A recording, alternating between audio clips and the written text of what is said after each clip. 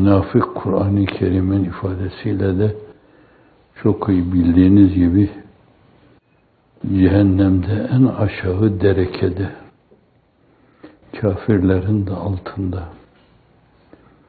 ikiyüzlülük yaptığından, dindar görünüp dinsizlik hesabına yarış atı gibi koştuğundan, hatta dini değerleri, kutsalları kendi düşüncesi hesabına birer argüman olarak kullandığında kafirden daha tehlikelidir münafık. Günümüzün insanına düşen şey dünyanın değişik yerlerinde her zaman her yerde karşılarına da çıkabilir. Bunlar. Fakat zannediyorum daha çok münafıklar İslami duygunun ve düşüncenin hakim olduğu bir zeminde boyatıp gelişmişlerdir. Güçlü ve kuvvetli oldukları yerde küfürlerini ortaya koymuşlardır. Ebu Cehil, Utbe, Şeybe, İbni Ebi Muayt, Velid böyle bir şey yapma lüzumunu duymamışlardır. Çünkü hakimdirler, güçlüdürler, istediklerini yapmaktadırlar. Kendileri gibi düşünmeyenleri zincire vurmaktadırlar. Fakat Medine-i Münevvere'de Müslümanlar güçlü hale gelince Efendimiz sallallahu aleyhi ve sellem Yesrib'i Medine yapıp medeniyet merkezi haline getireceği ana kadar kendileri ciddi, çok büyük payeler intizarı içindeydiler. Onların bekledikleri şey esasen bir taştı, taşta sorguçtu. Fakat o gerçek sahibini bulunca bunu katiyen sindiremediler, hazmedemediler. Bu bir kriterdir her zaman. Birileri çok ciddi şeyler bekler. Beklerler ki alem onları alkışlasın, takdir etsin. İster İslam dünyasında, isterse Müslüman olmayan dünyada, Hazreti Pir'in ifadesiyle bu çağ enaniyet çağı, dolayısıyla münafıklar asrı olduğundan dolayı, bunlar da en çok daha ziyade İslami duygu ve düşüncenin şöyle böyle hakim olduğu veya değerlendirmede bir misyon, bir fonksiyon eda ettikleri yerde. Yani o duygular istikametinde bazı tavırlar sergileyince onları sürü gibi arkalarından sürükleyebileceğiniz yerlerde daha ziyade bu türlü yerlerde boy atar gelişirler. Zemin buna çok müsaittir. Dolayısıyla bu argümanları değerlendirirler. Ve Müslümanlar münafıklara çok aldanırlar. Onun için Hazreti Pir şöyle der, biz ki Müslümanız, aldanırız fakat aldatmayız. Bence 50 defa aldansak bile hüsnü zan adem-i itimat demeli. Bizi bugüne kadar aldatan insanlara yine hüsnü zanla bakmalı ama hançerleniriz diye sırtımızı da dönmemeli. Hazreti Pir hüsnü zan adem-i itimat diyor. Bir taraftan biz ki Müslümanız, aldanırız fakat aldatmayız. Neden? Yani biraz dışa göre hareket ederiz. Dil söylüyorsa, ses ve soluk o istikamette çıkıyorsa, evet yarıp kalbi bakmaya kimsenin gücü yetmez. Ve bunu da Efendimiz buyurur. Hem de kime? Çok sevdiği Zeyd ibn Harise'nin oğlu Hazreti Üsame'ye. Gözü gibi aziz bildiği birisi. Bir müşriki sıkıştırdığı zaman bir ağacın altında. O da sıkışınca La ilahe illallah Muhammedur Resulullah der. O Hazret kendi şahsi içtihadıyla bu korkusundan dolayı söyledi der, bunu savaşıyorduk. Düşman bu. Onu öldürür orada. Bu Efendimiz'e ulaşınca Efendimiz sallallahu aleyhi ve sellem niye öldürdün onu? Sıkıştığından dolayı dedi. Buyururlar ki yarıp kalbine mi baktın? Bakın bu sizin için de bizim için de her zaman söz konusudur. Ağzı Allah diyorsa, peygamber diyorsa din diyorsa, diyanet diyorsa ben sana inanmıyorum diyemezsin. Çünkü sana der ki, gök ehli der ki, yarıp kalbine mi baktın? Ne biliyorsun? Belki kalbinden dedi. İşte bu hüsnü zan. Fakat hakikaten kalbinden mi dedi, yoksa mesele dil dudağa emanet, öyle mi söyledi? O zaman da hüsnü zan, ademi itimat. Test etmeden, birkaç defa onu imbikten geçirmeden esasen sırtını dönmemelisin. Hançer yiyebilirsin sırtından. Sırtını dönmemelisin. Hançer yiyebilirsin sırtından. Elinden tutup bir Şah İsmail koltuğuna oturtmamalısın. Sırtından yiyebilirsin bir hançer. Onun için münafıkı idare etmek, tanımak, onu analiz etmek duygularıyla çok zordur. Onu tam analiz edemeyince de karara varamazsınız. Yani düşünceler hakkında bir sentezde bulunamazsınız. Evvela bir tahlil lazım ki ondan sonra terkibe gidilebilsin. O tavra göre tahlilde bulunmada çok zorlanırsınız. Bazen Kabe'de mültezime yüzünü koymuş ağlarken görürsünüz. Hacerül Esad'e yüzünü sürüyor, sana kurban olayım der. Fakat kalbi Ebu Cehil'den daha kirlidir, Utbe'den daha kirlidir, Şeybe'den daha kirlidir. Kabe'de bile ıslık çalınıp alkışlanmayı bekler orada. Herkes takdir etsin, yaşa, senin gibi yok, eşin yok, menenden yok. Kâkülü gülberlerinin tek kılına bütün acem mülkü fedadır derler. O kabarır onunla hindiler gibi. Geriye dönüyorum, bu çağ münafık çağıdır, enaniyet çağıdır. İnsanlar bir damla iken kendilerini derya görünmeye salmışlardır. Bir zerre iken güneş gibi görme sevdasına tutulmuşlardır. Ve dolayısıyla da beklentiler hep öyle büyük olmuştur. Gittiğimiz her yerde alkışlarla karşılanalım, alem ayağa kalksın, el pençe divan dursun, Allah karşısında durduğu gibi. Neuzubillah bir kendilerine Allah demeleri kalıyor. Firavun onu demişti çünkü bunlardan daha mertti. Küstahlığını açıktan açığa ortaya koyduğundan dolayı Karun da biliyordu, Haman da biliyordu, Seyyidina Hazreti Musa da biliyordu, Harun da biliyordu. Ama bunlar minel kalaliş, Türkçeden Arapça çevrilmiş mükesser bir cemi. Evet, Arapça bilenlere sorarsanız kalaliş ne manaya geliyor? Evet, dolayısıyla kendilerini sürekli başkalarını aldatma, kapı kulu yapma. Halka bir yönüyle belki paraya nazarıyla bakma. Kas sistemine göre. Sen benden aşağıya ta 10. basamakta oturan bir varlıksın. Dolayısıyla mesela kalkıp da bana sana dokunmak ibadettir falan dendiğinde sana thank you very much, teşekkür ederim. Ne kadar kadirşinas bir insansın. Allah'ın bütün vasıflarına haizdir dendiği zaman ama ne kadar takdirkar, ne kadar kadirşinassın mülahazasıyla karşılıyor.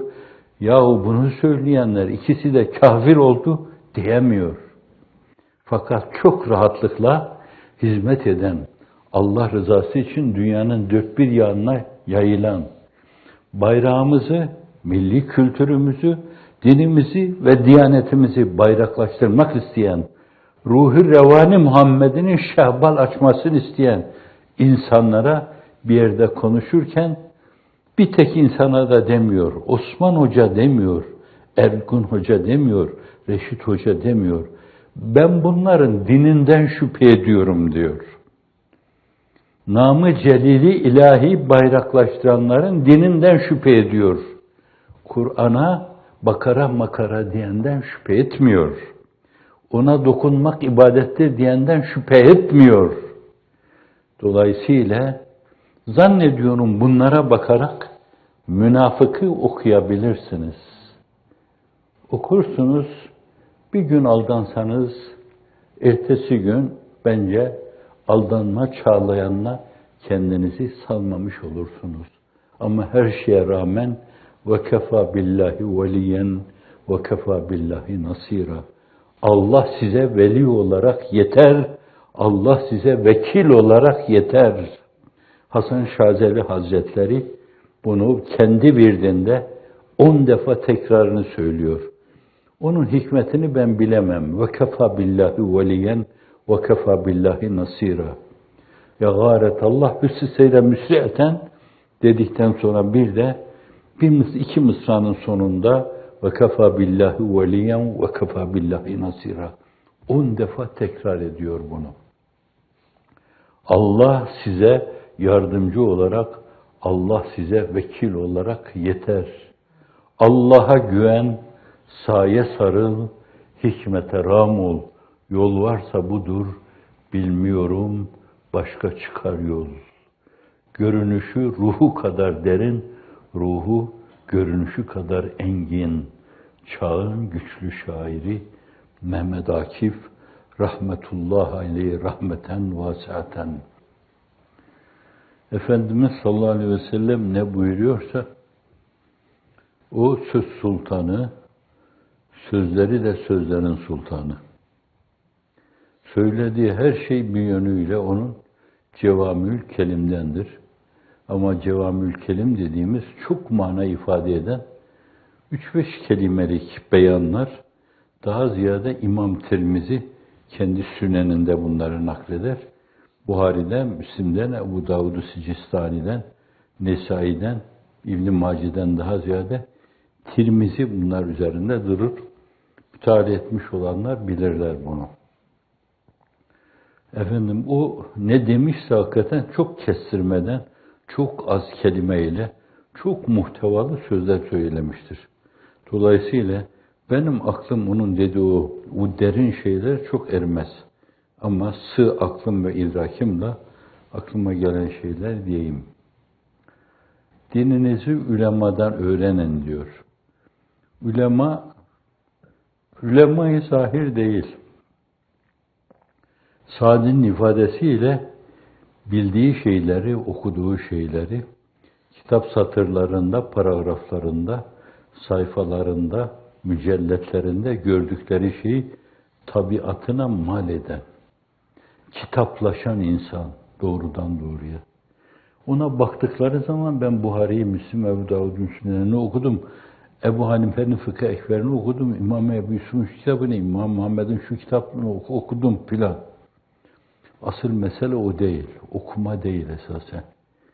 İmam Muhammed'i okudunsa İmam Muhammed gibi olmak. Ebu Hanife'yi okudunsa Ebu Hanife gibi olmak. İmam Ebu Yusuf'u okudunsa İmam Ebu Yusuf gibi olmak. Kitaplaşma derken esasen bu. Dolayısıyla ulema-i zahir değil, esas ulema-i batın. Yani kitap ne diyorsa o. Onun için Sa'di Gülistan'ında der ki, bizzat okuduğu ilimlerle, o ilimlere göre amel etmiyorsa, o cahilin tekidir. İsterse 30 tane diploması olsun, ona diplomalı cahil derler. İsterse profesör olsun, o cahilin zil zurna tekidir. Zil zurna biraz avamcı oldu, rahatsız oldunuz mu? Bazı şeyler muktezai hale değil, muktezai zahire öyle mütabık düştüğünden dolayı bu ikisi arasında ilmi beyanda bir farklılık vardır. Yoksa öbürüyle söyleseniz tam denk gelmiyor. Kelime sizin ifade etmek istediğiniz şey uygun düşmüyor.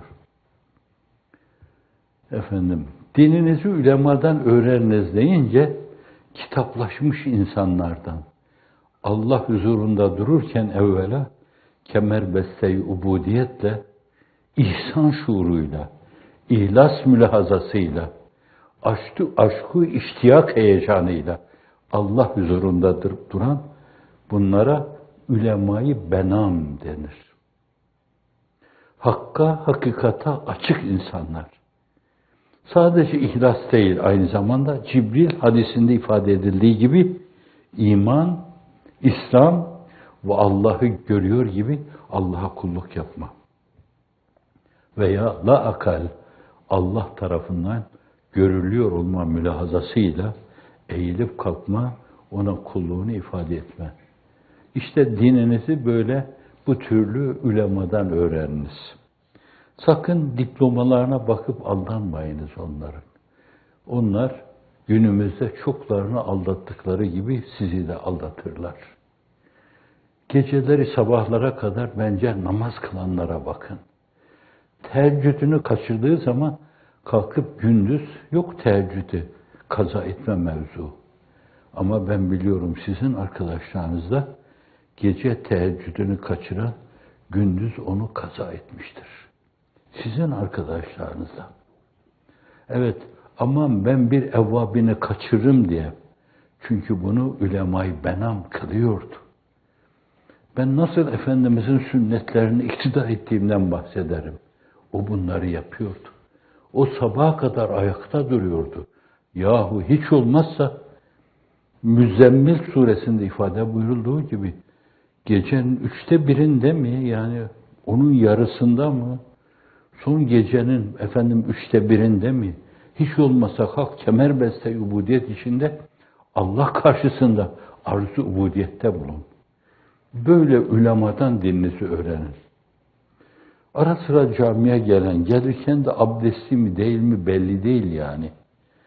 Bir an evvel namazı bitirse de kılsak, hatta orada cuma namazlarında Zöhre ahir gibi veya vaktin son sünneti gibi ki İbn Abidin değişik fukaha-i kiramın büyüklerinden nakillerde bulunarak devlete aliyenin hakim olduğu dönemde baştaki insanların cuma kıldıracak kadar, hutbe okuyacak kadar bir yönüyle kıvamında olduğu bir dönemde diyor ki o son sünneti kılmak da esas gereklidir diyor. İsterseniz bakın İbn Abidin'e. Cuma bahsine bakın. Efendim, fıkıhtan dem vuran fıkıh bilmeyen bu diplomalı cahiller. Cahil değil, mük'ab cahiller. Efendim, 3 buğutlu cahiller. Allah şerlerinden muhafaza buyursun. Serkarları şirazeden çıkaranlar da bunlar. Tesbihin bağını koparıp danelerin sağa sola saçılmasını arzu eden de bunlar. Haklarından gel diyen de bunlar. Ve bunların sözüne bakarak birileri de zulümlerini müzaaf, mükaf hale getirerek irtikap ediyorlar. Efendim, öyle ulemadan değil, elinizi ayağınızı öpüyorum. Dininizi öyle ulemadan değil, gece sabahlara kadar ibadet yapan, la akal pazartesi, perşembe oruç tutan, işi biraz daha ileriye götürerek efendim veya daha düşük götürerek Eyyam-ı Bid'de 13. gün, 14. gün, 15.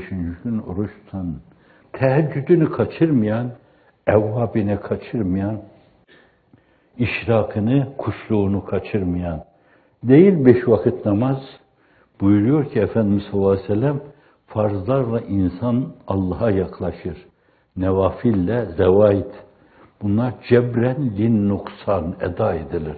Farzlarda kusur varsa yırtığı efendim bunlar yamarlar demektir. Cebren lin noksan. Noksanı bunlar tamir etme manasına geliyor. Onunla Allah buyuruyor ki ben o müminin gören gözü, işiten kulağı ve aynı zamanda konuşan ağzı olurum. Bir de bir şey diyor, yürüyen ayağı olurum. Diyor. Ne demek? Onu doğruya yürütürüm ben. Evet. Artık ayaklarını atarken bile benim dediğim gibi atar demektir bu. Başka şekilde anlamayın onu. Müteşabih bunlar. O gören gözü, işiten kulağı, konuşan ağzı. O da müteşabih.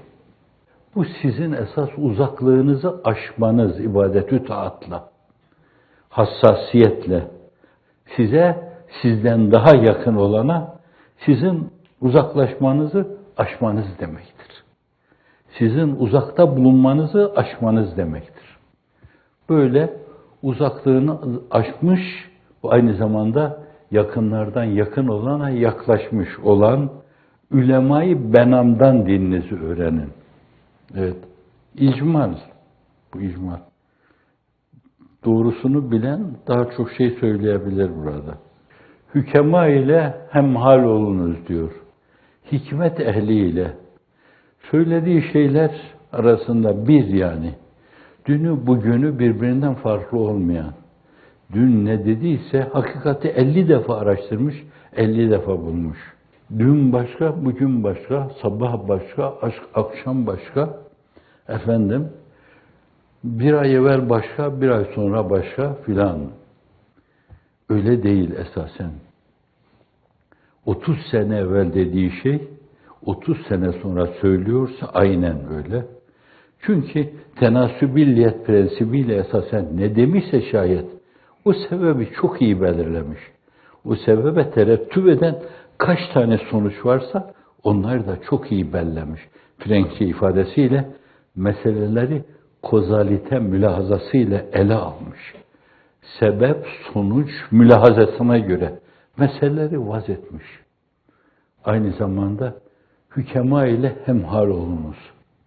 Efendim, biraz evvel Akif'in sözünde dediği gibi yani, Allah'a dayan, saye sarıl, hikmete ram ol. Hekimlerle otur kalk.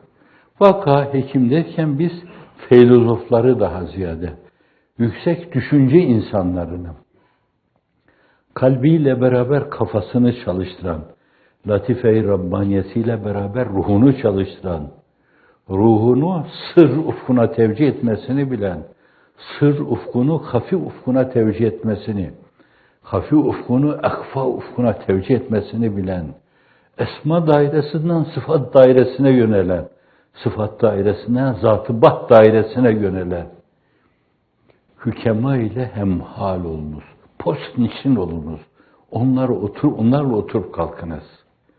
Dolayısıyla el mer'u ma'a men habbe buyuruyor. Söz sultanı Efendimiz sallallahu aleyhi ve sellem. Kişi sevdiğiyle beraberdir. Kimle postnişin iseniz, aynı posta oturuyorsanız, öbür tarafta da beraber haşrolursunuz. Cenab-ı Hak öyle oturmaya, öbür tarafta da öyle haşredilmeye bizleri muvaffak eylesin. Meccanen, fazlıyla, lütfuyla, keremiyle, bizi bizim yaptıklarımızla değil, kendi büyüklüğüyle, ululuğuyla, fazlının enginliğiyle diyelim. Bu da onun duası olsun. Başınıza arttım. Kalp ve ruh insanlarıyla içli dışlı bulunmaya çalışınız. Kalp ve ruh insanları çok defa acizane arz etmeye çalıştım ben. Değişik müesseseler oluştu. Dev Risalet Penayi'de insanlığın iftihar tablosu döneminde her şey bir bütünlük içinde ifade ediyordu. Yani mesela bir insan ele alındığı zaman o maddi anatomisiyle ele alınıyordu. Bir de bir manevi anatomi vardır. Maddi anatomisi ele, ayağı, gözü, kulağı, dili, dudağı, içi, dışı, kalbi, em'ası, batını, neyse, beyni, nöronları, hipofiz bezi, talamus bezi filan. Madde anatomisini düşündüğünüz zaman bunu teşrih masasına yatırdığında karşınıza çıkacak şeyler bunlar ve bunlara benzer şeylerdir. Bir de insanın kalp, ruh, sır, letaif gibi şeyler vardır. His gibi, ihtisas gibi şeyler vardır. Bunlar da insanın manevi anatomisini teşkil eder. Bu yönüyle kalp ve ruh insanlarıyla diyor esasen. Bu kalp ve ruhu insandan ayırma mevzuunda yine Hazreti Pir-i Muğan, o da söz sultanının gölgesinde, zilliyet planında bir söz sultanıdır. Madem hakikat böyledir, hayvaniyetten çık, cismaniyeti bırak, kalp ve ruhun dereceyi hayatına yüksel diyor. Kalp ve ruhun dereceyi hayatı sizin bu cismani hayatınızın çok üstünde. Bir yönüyle sadece cismaniyete baktığınız zaman da okuyabiliyorsanız onu, bir enfüste esasen, bir fihriste kainatı ne kadar okuyabilecekseniz öyle okursunuz. Ama meseleye kalp gözüyle, ruh gözüyle baktığınız zaman insanı bir fihris gibi görürsünüz. Kainatı da bir kitap gibi okursunuz. Ve Kur'an'ın kainatı virdü zeban ettiğine şahit olursunuz. Yine onun dediği gibi, sus, kainat mescidi kebirinde Kur'an kainatı okuyor.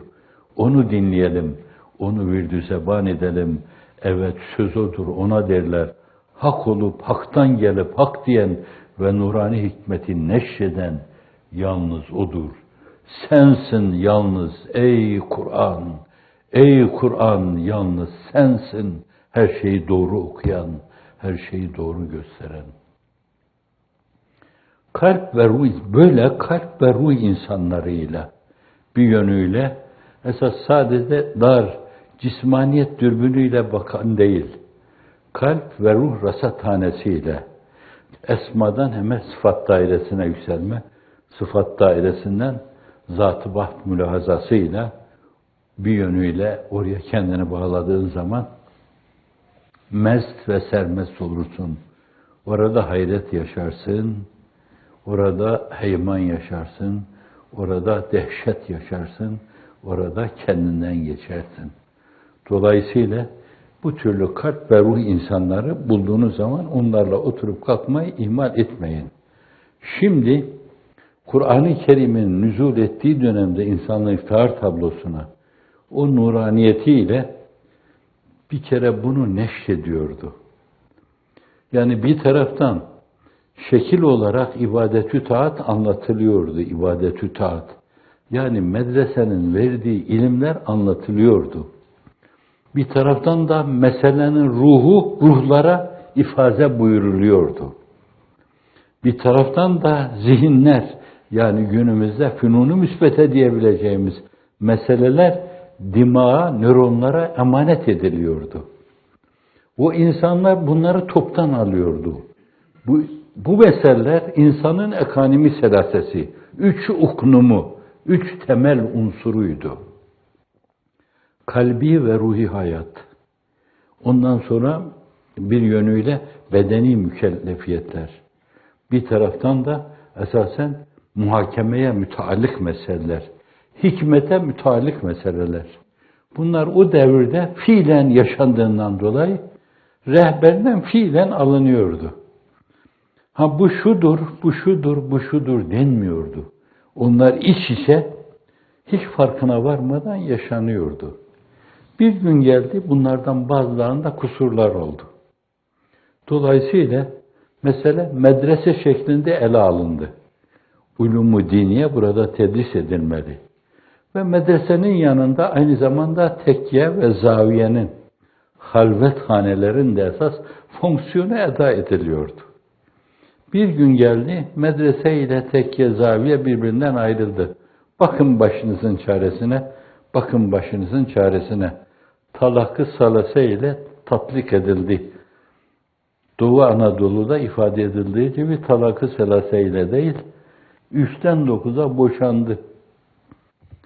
Tekvini emirlerin mütalaya alınması, Kur'an'ın satırlarında kainat kitabının okunması, ayların, güneşlerin, yıldızların, zemin yüzünün esasen otun, ağacın, haşeratın, oksijenin, karbondioksitin, havanın, çağlayan suların, yağan yağmurun, tebahuratın, bunların doğru okunması, onlar da bir yönüyle mektebe emanet edildi. Talak-ı selase ile yavaş yavaş boşanma duygusu 5. asırda başladı. İstanbul fethedilince bir yönüyle güç ve kuvvet, ya böyle de oluyormuş filan, yavaş yavaş uzaklaşma da başladı. Bunlar birbirinden uzaklaştı. Sonra son 2 ve 3 asra gelince tam birbirinden uzaklaştılar. Tekke ve zaviye babadan miras bazı kimselere miras kalmaya başladı. Medrese hocaların elinde satırlara, paragraflara emanet edildi. fünun-u müsbete, mektepte sadece Batı filozoflarının düşüncelerine göre veya tabiri diğerle materyalizme, naturalizme, pozitivizme alın bunlar size emanet falan dendi. Ayrıldı, birbirinden koptu. Böylece devr risalet fenahide içli dışlı bir hakikatin 300'ünden ibaret olan o vahid parçalanmış oldu. O parçalandı. Dolayısıyla Müslümanlar kalacakları yerde kaldı. Onlar da paramparça oldular. Dolayısıyla yeniden bir araya gelmenin yolu kalp ve ruh insanlarıyla içli dışlı olmaya bağlıdır. Kafayı çalıştıracak, hikmete rağm olacak, kalbi ve ruhu çalıştıracak, onlarla oturup kalkacak, Allah'ın izniyle bu talak-ı selase ile boşanmış şeyleri bunca zevci aherden sonra, ya yeter Allah aşkına bu kadar zevci aher, bir tanesi yetiyordu bir araya gelmek için, fakat 3 asırdan beri 30 defa belki zevci aher yaptınız. Yeter Allah aşkına birleşin ne olur. Fakat bilmem ki sizin nesliniz bu birleşmeyi görecek mi? Cenab-ı Hakk'ın inayeti her şeyi en kısa zamanda yapabilir. Damlayı derya yapar, zerreyi güneş yapar. Allah bir vahidin 300'ünden ibaret olan bu 3 hakikati sizin elinizde bir araya getirmeye muvaffak kılsın. Alim görünen, bilen görünen cahillerin sizi tasallutundan, tahakkümünden, fikri galebesinden halas eylesin.